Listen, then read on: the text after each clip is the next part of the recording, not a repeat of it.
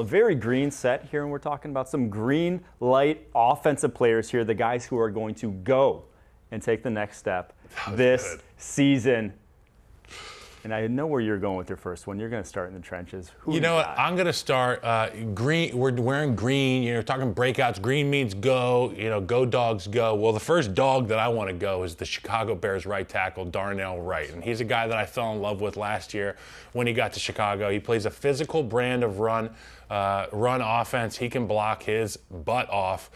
First down, second down, third down, man scheme, gap scheme, zone scheme. Darnell Wright can do it. But the thing that really impressed me about Darnell Wright, his ability to stay square in the pass game, the ability to play with length, and he runs guys by. When you get to the top of that rush, that's when you get the second move. First, you might get a club rip from this defensive end. Then on step 3, that offensive lineman starts to turn, and that's where you get the hump move inside. Darnell Wright does a great job of sitting down, getting that butt and pad level down, and he can really anchor on some of these speed rushers.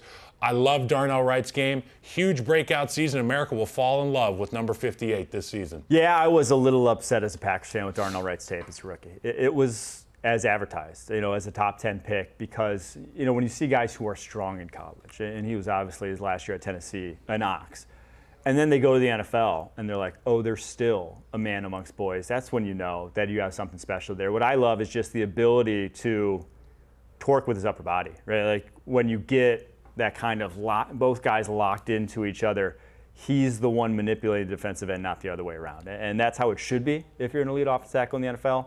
And for Darnell Wright, that's what we saw as a rookie.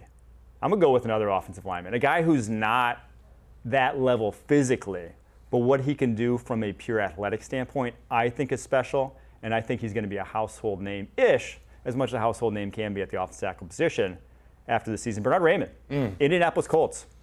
What I've seen from his career progression, dating all the way back to college. So I'll think about this. In 2019, he was a 245-pound tight end. 3 years later, he's getting asked to block the blind side in the NFL for the Indianapolis Colts as a rookie third-rounder.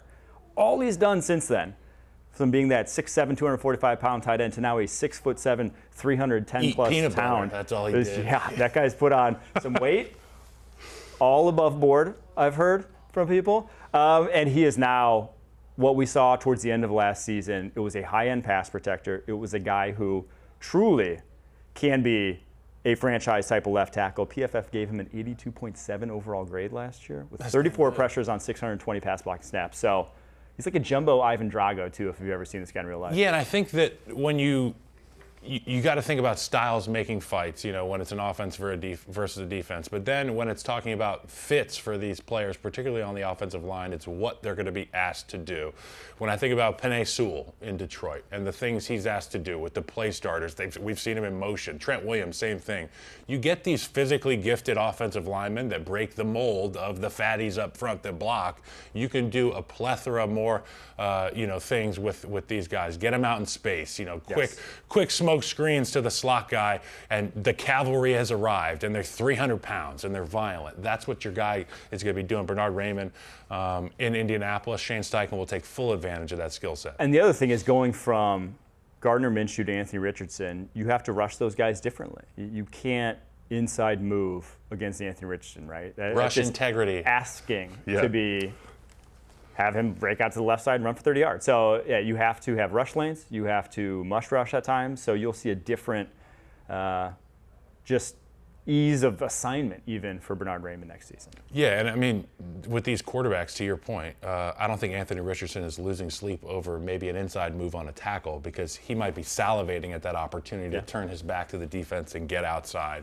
You're going to have to understand that as a tackle. Bernhard Raimann and these guys will start to figure out slowly but surely that they have to protect a different type of athlete back there. And the play's never dead with Anthony.